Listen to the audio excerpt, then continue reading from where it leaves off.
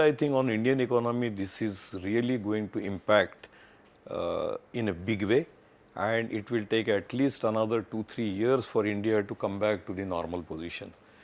What we have seen is that yes, all the businesses are closed down, except for maybe the small shop owners like vegetable vendors and the chemist. Now, it has impacted tremendously for the daily wage people. All those daily wages people who are working in the shops, in the hotels or in the shanties, they don't know what to do. Yeah. And honestly speaking, I think government also was not really ready at that time to take a decision what exactly they want to do with these people. Although so many NGOs and government itself has come out to help these guys, but they have suffered the maximum.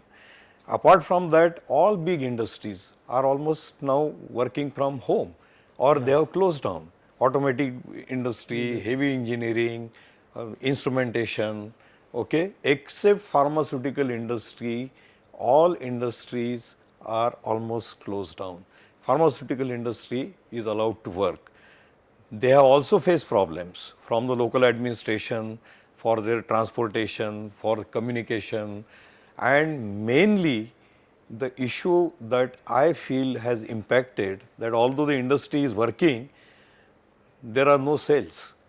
There is no transportation. There are no trucks available, no buses, no railways, no airlines, no international airlines.